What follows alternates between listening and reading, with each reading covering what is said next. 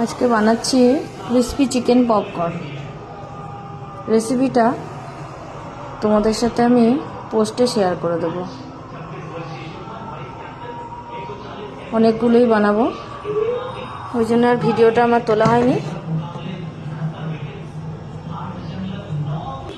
চিকেনটাকে আমি প্রথমে ম্যারিনেট করে রেখেছিলাম টক দই, আদা রসুন বাটা, আর জিরে গুঁড়ো, ধনে গুঁড়ো, শুকনো লঙ্কার গুঁড়ো, কাশ্মীরি লঙ্কার গুঁড়ো, গোলমরিচ গুঁড়ো, আর দিয়েছিলাম একটু সয়া সস আর চিলি সস। সব কিছু দিয়ে আমি ম্যারিনেট করে রেখেছিলাম।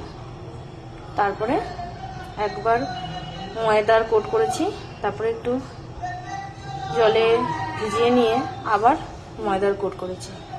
ময়দাটার মধ্যে আমি গোলমরিচ, লঙ্কার গুঁড়ো আর নুন দিয়ে নিয়েছিলাম। এবারে তেলটা গরম বসিয়েছি, এবারে পপকর্নগুলো ভাজবো।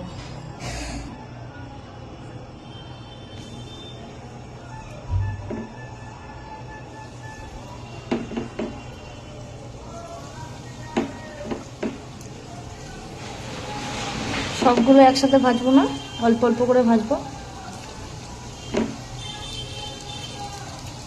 একটু সময় নিয়ে ভাজতে হবে, তাহলে চিকেনটা ভালো সেদ্ধ হয়ে যাবে।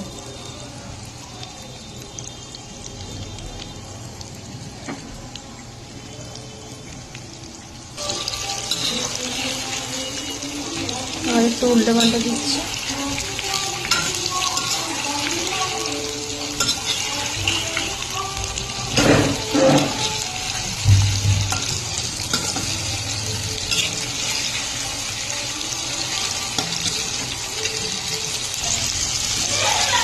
এরকম একটু হালকা লালচে লালচে হয়ে গেছে, বেশি লাল করার এটা প্রয়োজন নেই। এবারে আমি তুলে নেব।